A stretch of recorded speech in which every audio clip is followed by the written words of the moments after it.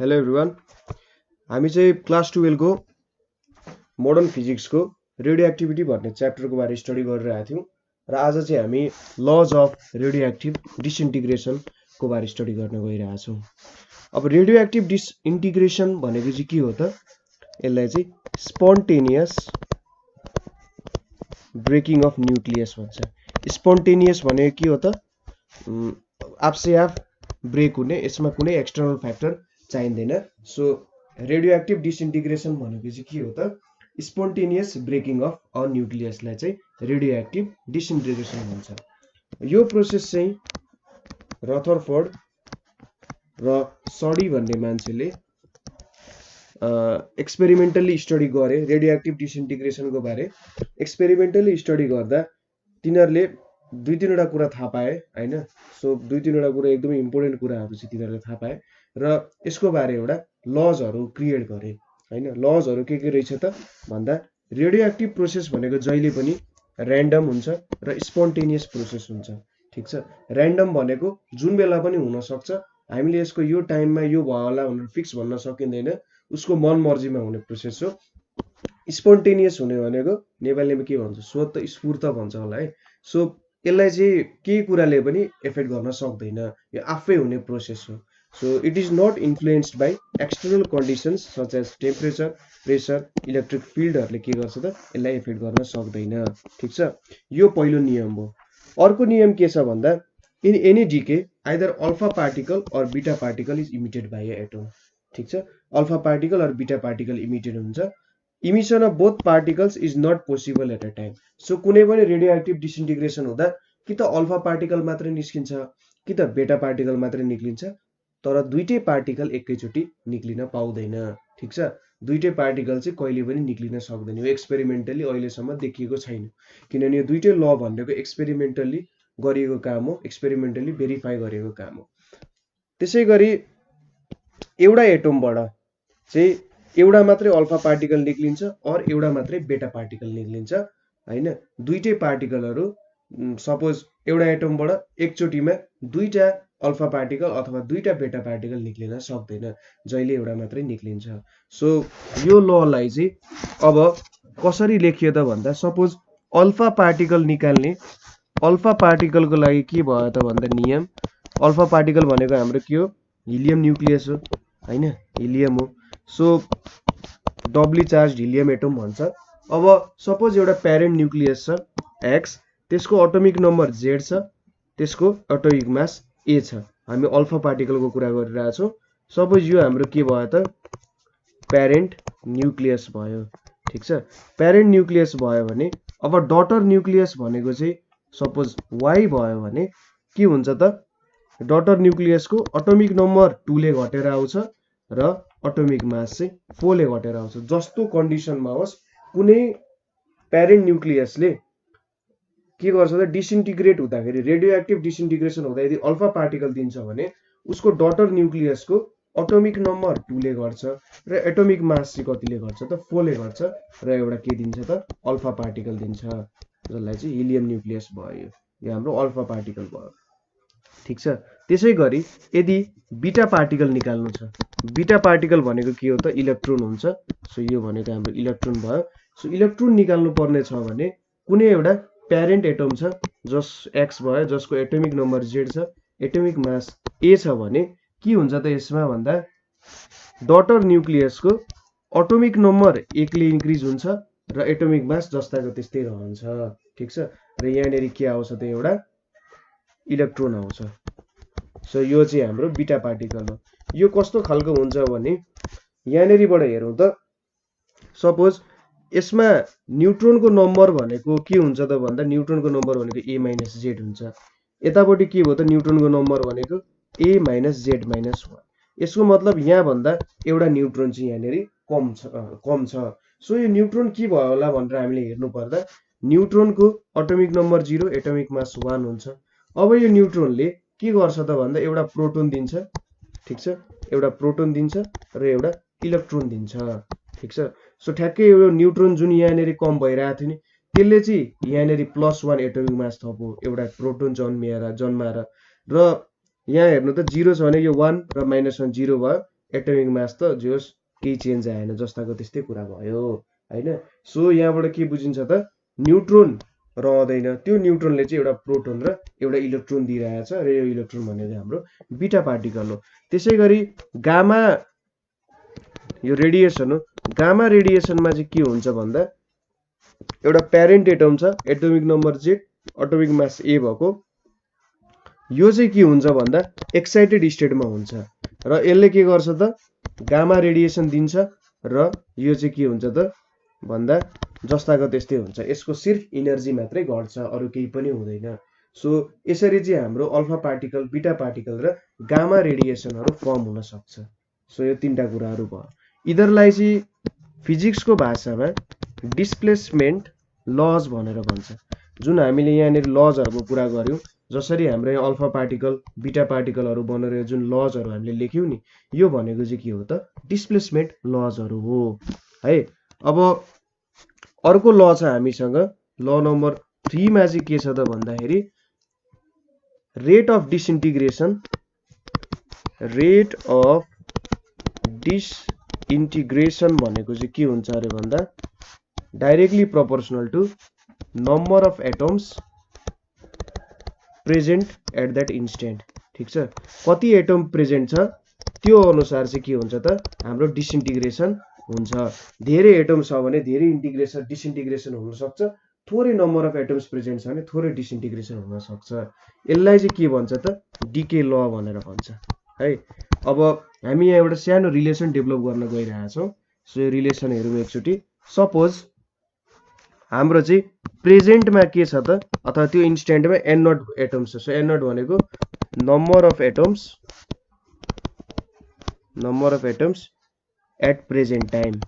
ठीक छ, number of atoms at present time भयो, अथवा एट t इजिकल्स टु 0 मा चाहिँ n छ। सो n भनेको चाहिँ के हो त भन्दा number of atoms left after time t।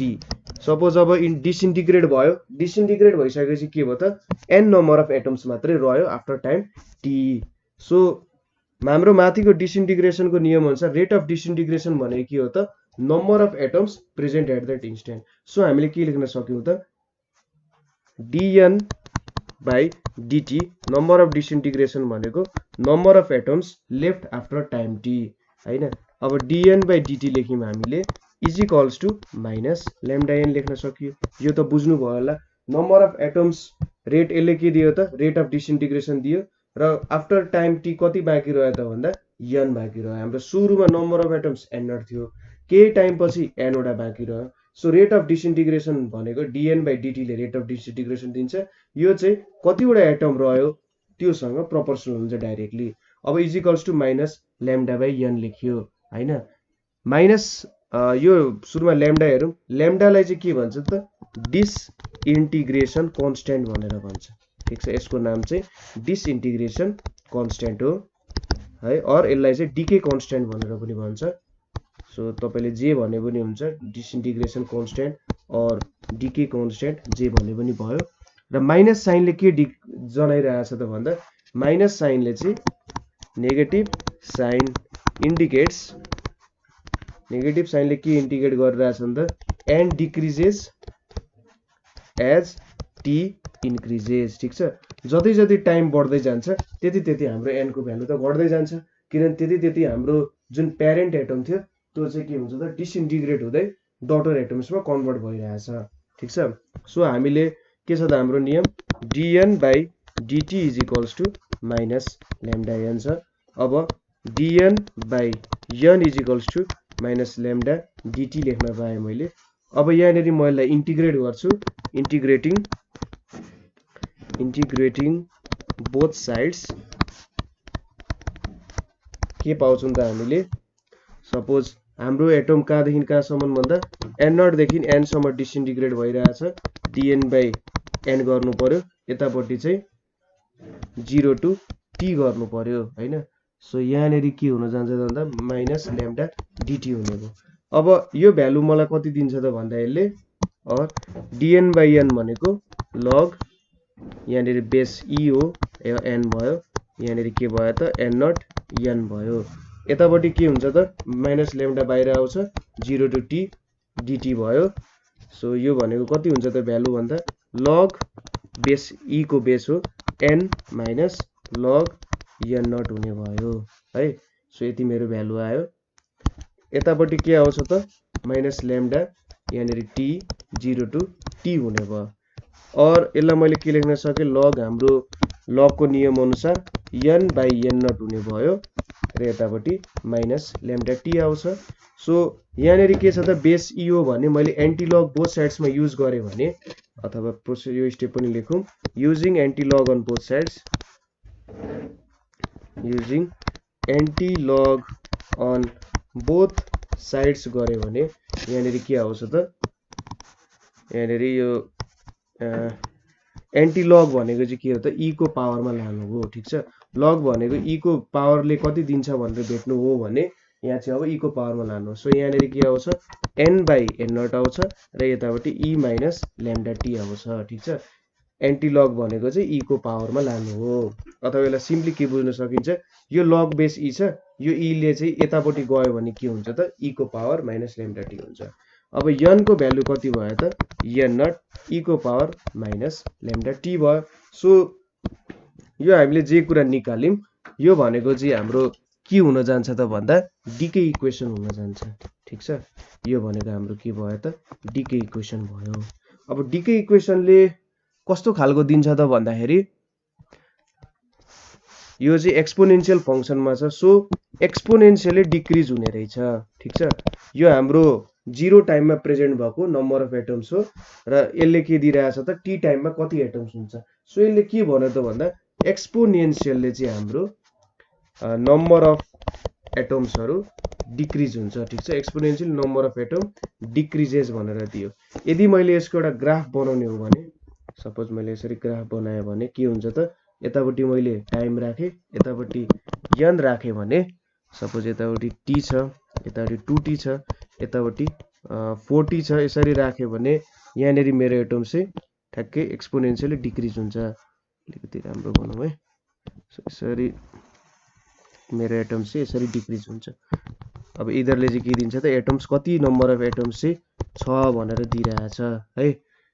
Suppose t टाइममा n नट बाइ 2 हुन्छ त्यसैगरी 2t मा n नट बाइ 4 हुन्छ 4t मा n नट बाइ 8 हुन्छ। कसरी निस्क्यो होला त हेरौँ एकचोटी। सपोज t टाइममा हाम्रो t टाइम 2t टाइम यो हाम्रो आखरी ल्याम्डा को भ्यालु अनुसार गरे हो। ल्याम्डा भनेको 1 बाइ t हुन्छ हैन।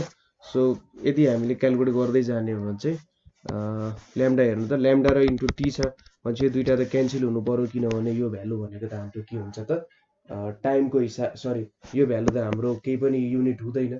सो युनिटलेस क्वान्टिटी हो भनेपछि एकचोटी क्याल्कुलेटरमा हेरौँ है त। सो हाम्रो इक्वेसन के थियो n is n naught e minus lambda t थियो। ल्याम्डालाई मैले के लेखेँ भन्दा n naught e minus t by t लेखेँ भन्दा आखरी काम पुगिहाल्छ। सो t को भ्यालु कति हुन्छ भनेर सपोज गर्नु पर्यो यहाँनेरि है। t को भ्यालु n नट बाइ 2 हुनको लागि सपोज यहाँनेरि n नट बाइ 2 बनाउनको लागि के हुनु पर्यो त यहाँनेरि 1 by 2 is equals to e minus t by t भयो। अब e छ यहाँनेरि e minus t by t छ भनेपछि यसलाई अब कति भ्यालु राख्ने हो अब हाम्रो विचार भयो। तपाईले अब भ्यालु राखे अनुसार चाहिँ यो भ्यालुहरु आउने गर्छ। यो n naught by 4 n naught by 8 यसले के देखाउन खोज्यो भन्दा t टाइममा एउटा भ्यालु सपोज गरे हो t टाइममा n नट बाइ 2 हुन्छ भने यदि मैले टाइम डबल गर्दिए भने 1 बाइ 4 हुन्छ 4t मा n नट बाइ 8 हुन्छ। तपाईले चाहिँ यहाँनेरि यो t र t को भ्यालु एउटा सर्ट एन्ड सपोज गर्नु यो t लाई कन्स्ट्यान्ट छोड्दिने र यो 2t लाई यसलाई 2t बनाउने त्यसपछि 4t बनाउने त्यसपछि तपाईले के देख्नुहुन्छ त हाम्रो यो भ्यालुहरुसँग म्याच भएको देख्नुहुन्छ। सो एकचोटी भ्यालु हालेर गरौँ न त कस्तो हुँदो रहेछ भनेर चेक गरौँ भनेको जे होस्। ठीक छ एउटा t is equals to suppose मैले 2 सेकेन्ड सपोज गरे र मेरो t को भ्यालु पनि मैले कति सपोज गरे त सपोज 2 सेकेन्डै भनेर सपोज गरे भने के हुन्छ त n is equals to n naught e minus 2 हुन्छ, सरी e माइनस 1 आउँछ। सो यसले मलाई कति दियो त, म जस्ट भ्यालु मात्रै हेर्छु, n को भ्यालु कति दियो त n नट बाई e भनेर दियो हैन।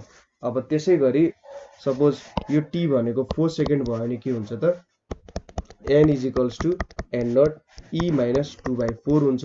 यसको मतलब n is equals to n naught by e, यहाँनिर के भयो त 1/4 हुन गयो होला। यसले त के देखाइरहेछ त, भ्यालु मेरो घटिरहेछ अथवा धेरै डिसइन्टिग्रेट भयो जस्तो देखाइरहेछ नि त, धेरै डिसइन्टिग्रेट भयो। सो सरी 1/2 हुन्छ। त्यसै गरी मैले t इज इक्वल्स टु 4 लिए भने के हुन्छ त, सरी 8 लिए भने के हुन्छ त भन्दा n is equals to n naught e minus 2/8 हुन्छ। यो भनेको n is equals to n naught e 1/4 हुन जान्छ। सो यसको मतलब मेरो डिसइन्टिग्रेसन चाहिँ धेरैवटा एटम्सहरू डिसइन्टिग्रेट भएको भइछ भन्ने जस्तो कुरा गरिरहेछ यसले हैन। यसको मतलब धेरैवटा एटम्सहरू डिसइन्टिग्रेट भइरहेछ टाइम बढ्दै जाँदाखेरि। यो भ्यालु क्याल्कुलेट गर्नुभयो भने सायद हाम्रो त्यो रिलेसन चाहिँ तपाईले बुझ्नुभयो होला, कसरी निक्लेको हो भन्ने कुराहरू बुझ्न सकिन्छ त्यहाँबाट। सो हामीले यहाँनेरि डिके कन्स्ट्यान्टहरूको भ्यालुहरू त हेरेका छैनौँ, तर जस्ट यो ग्राफ रिड गर्यौँ। यो भ्यालुहरू भनेको तपाईँले एकचोटि क्याल्कुलेट गर्नु होला। n नट बाई सपोज मैले 2 मात्रै राखेँ भने यहाँनिर सपोज e भनेको 2 पोइन्ट समथिङ समथिङ हुन्छ।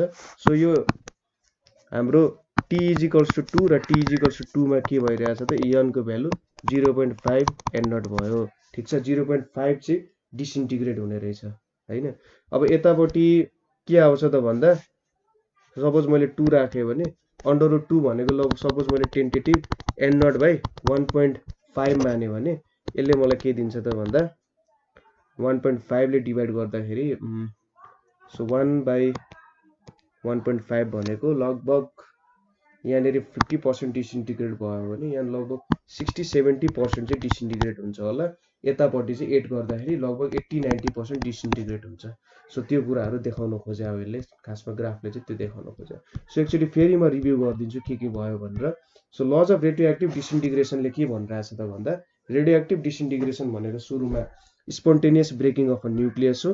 यो चाहिँ रदरफोर्ड र सडीले भेटेको कुरा हो। अर्को भनेको यो र्यान्डम र स्पोन्टेनियस हुन्छ। यो चाहिँ एक्सटर्नल कन्डिसन्सहरूले के त टेम्परेचर, प्रेसर, इलेक्ट्रिक फिल्डहरूले इन्फ्लुएन्स गर्दैन यसलाई। र के हुन्छ त डिके हुँदाखेरि कि त अल्फा पार्टिकल निक्लिन्छ कि बेटा पार्टिकल निक्लिन्छ, दुईटै एकैचोटि निक्लिन सक्दैन। र अर्को कुरा भनेको एकचोटि एटमबाट चाहिँ कि त एउटा अल्फा पार्टिकल निक्लिन सक्छ कि एउटा बिटा पार्टिकल निक्लिन सक्छ, दुईटै निक्लिन सरी दुईटा अल्फा पार्टिकल दुईटा बिटा पार्टिकल कहिले पनि निक्लिन सक्दैन। अब अल्फा पार्टिकल भनेको हाम्रो डब्ली आयोनाइज्ड हिलियम एटम हो। प्यारेन्ट न्युक्लियसबाट अल्फा पार्टिकल निक्लिँदा के हुन्छ भने डटर न्युक्लियसमा चाहिँ एटोमिक नम्बर 2 ले गर्छ, एटोमिक मास 4 ले गर्छ। बिटा पार्टिकलमा के हुन्छ त, प्यारेन्ट न्युक्लियस यो हो भने डटर न्युक्लियसमा एटोमिक नम्बर 1 ले बढ्छ, एटोमिक मास जस्तैको त्यस्तै हुन्छ, एउटा बिटा पार्टिकल निक्लिन्छ। गामामा के हुन्छ त भन्दा हाम्रो चाहिँ एक्साइटेड एटम हुन्छ, त्यसको केही पनि घट्ने बढ्ने हुँदैन, एटोमिक नम्बर एटोमिक मास जस्तैको त्यस्तै हुन्छ। र एक्साइटेड जुन इनर्जी छ त्यो चाहिँ गामा रेडिएसनमा चेन्ज हुन्छ र यो हाम्रो स्टेबल न्युक्लियस हुन्छ। यसलाई के भन्छ त डिस्प्लेसमेन्ट ल भनेर भन्छ। अब अर्को नियम भनेको रेट अफ डिसइन्टिग्रेसन भनेको चाहिँ के हो, number of atoms present at that instant. त्यो इन्स्टेन्टमा कति एटम्स प्रेजेन्ट छ त्यसले चाहिँ हामीले के दिन्छ त रेट अफ डिसइन्टिग्रेसन दिन्छ। यसलाई चाहिँ डिके ल भनेर भन्छ। र हामीले यहाँनिर डिके इक्वेसन डेराइभ गर्यौँ। n नट भनेको सपोज सुरुमा हाम्रो t इज इक्वल्स टु 0 मा डिसइन्टिग्रेसन सुरु नभई n नट वटा एटम्स छ भने n ले के डिनोट गरिरहेछ त t टाइम पछि हाम्रो n वटा एटम बच्यो। सो dn/dt भनेको के हो त directly proportional to n। Rate of disintegration भनेको चाहिँ कतिवटा एटम्स बच्यो त t टाइम पछि त्यो n भयो। dn/dt भनेको के हुन्छ त is equals to minus λ/n। Lambda भनेको हाम्रो के हो डिसइन्टिग्रेसन कन्स्ट्यान्ट हो हैन। र नेगेटिभ साइनले के इन्डिकेट गरिरहेछ त भन्दा जति मेरो टाइम बढ्दै जान्छ त्यति मेरो के हुन्छ त नम्बर अफ एटम्स घट्दै जान्छ, त्यति धेरै डिसइन्टिग्रेट हुँदै जान्छ भनेको। र यहाँबाट मैले क्याल्कुलेसन गरेर के निक्ल्यो त अन्तिममा भन्दा n is equals to n naught e minus λt निस्क्यो। यो भनेको चाहिँ हाम्रो के हो डिके इक्वेसन हो है। सो यसले मलाई डिके इक्वेसन दियो र यो इक्वेसनको ग्राफ बनायो भने यसरी एउटा एक्सपोनेन्शियली डिक्रिज भएको आउँछ। सपोज t टाइममा n नट बाई 2 डिक्रिज भयो भने 2t टाइममा n नट बाई 4 हुन्छ, 40 टाइममा n0/8 हुन्छ। सो यो कुराहरू चाहिँ हामीले एउटा भ्यालुहरू हालेर गर्न सक्छौँ। अब एक्ज्याक्ट भ्यालुहरू हालेर गर्नुपर्ने हुन्छ यहाँ। सो नभए एक्ज्याक्टली देखिँदैन, तर यहाँनिर हामीले हेऱ्यौँ यहाँ 0.5 50% डिसइन्टिग्रेट भयो अरे टी टाइममा, अर्कोचोटि 60 to 70% हुन्छ, त्यसपछि के हुन्छ त अझै अब 80 to 90% डिसइन्टिग्रेट भइरहेको हुन्छ है। यसरी चाहिँ हामीले निकाल्यौँ। अब डिके कन्स्ट्यान्ट भनेर हेरौँ। ठिक छ, यो अहिलेको लागि डिके कन्स्ट्यान्ट भनेको के हो त्यो कुरा हेरौँ। माथिको केही कुरा बुझ्नु भएन, यो ग्राफ बुझ्नु भएन भने पनि तपाईँले भन्न सक्नुहुन्छ, किनभने मैले एक्ज्याक्ट भ्यालु युज गरेको छैन, टेन्टेटिभ भ्यालुले क्यालकुलेसन गरिरहेको छु। हामीले पछि न्युमेरिकल गर्दा चाहिँ ठ्याक्कै एउटा एक्ज्याक्ट भ्यालुजहरू लिएर गर्छौँ। तर यहाँनिर जुन टेन्टेटिभ भ्यालु छ यसले चाहिँ हामीले एउटा टेन्टेटिभ कति डिसइन्टिग्रेट भयो भन्ने मात्रै दिइरहेछ। सो एक्ज्याक्ट भ्यालुहरू नहुन सक्छ है। डिके कन्स्ट्यान्ट कसरी भेट्न सकिन्छ, हाम्रो नियम के छ, dn/dt भनेको के हो त माइनस ल्याम्डा n हो हैन। सो ल्याम्डा भनेको के हो त माइनस dn/dt बाई n ले मलाई के दियो त ल्याम्डा दियो है। सो डिके कन्स्ट्यान्टलाई कसरी डिफाइन गर्न सकिन्छ भन्दा rate of decay per unit atom. So decay constant भनेको चाहिँ के रहेछ त भन्दा रेट बाई नम्बर अफ एटम्सले चाहिँ मलाई के दिने रहेछ त डिके कन्स्ट्यान्टको भ्यालु दिने रहेछ। सो यदि मैले टी भनेको चाहिँ 1/λ पुट गरेँ भने के हुन्छ त यहाँनिर t = 1/λ पुट गरेँ भने n = n0 e minus lambda into 1/λ, lambda cancel हुन्छ। सो n = n0/e हुन्छ। यो भनेको 0.37% सरी 0.37 n0 आउँछ। यो भनेको 37% अफ n0 हो। सो डिके कन्स्ट्यान्टलाई कसरी डिफाइन गर्न सकिन्छ होला त, डिके कन्स्ट्यान्ट भनेको रेसिप्रोकल अफ टाइम त हुने भइहाल्यो, during which number of radioactive atoms of a radioactive element, number of radioactive atoms of a radioactive element के छ त falls to 37% of original value। So radioactive decay कन्स्ट्यान्टलाई कसरी define गर्न सकियो त भन्दाखेरि जति बेला हाम्रो ओरिजिनल जति थियो नि, सपोज t = 0 मा जति हाम्रो भ्यालु थियो त्यो भन्दा 37% चाहिँ फल भयो भने त्यसलाई चाहिँ के भन्न सकिन्छ त भन्दा डिके कन्स्ट्यान्ट भनेर भन्न सकिन्छ। ठिक छ, यो चाहिँ डिके कन्स्ट्यान्ट भनेको एक प्रकारको चाहिँ फ्रिक्वेन्सी जस्तो भयो क्या, कति रेटमा डिक्रिज भइरहेछ त हाम्रो एटम्सको नम्बरहरू। सो यसले एउटा फ्रिक्वेन्सी जस्तो दिइरहेछ। सो सायद यति कुराहरू हामीले बुझ्यौँ होला। सो हामीले चाहिँ यहाँनिर अब लज अफ रेडियोएक्टिभ डिसइन्टिग्रेसनहरू पढ्यौँ, त्यसै गरी डिके कन्स्ट्यान्ट भनेको के हो हेऱ्यौँ, र हाम्रो ग्राफ चाहिँ कसरी जाँदो रहेछ भन्ने कुराहरू हेऱ्यौँ। सो तपाईँले काहीँ बुझ्नु भएन, कतै कन्फ्युजन भयो, अरू अझै भित्री कुराहरू बुझ्न मन लाग्यो भने नेपाल अनलाइन स्कुलमा तपाईँहरूले कमेन्ट गर्न सक्नुहुन्छ। So thank you for watching.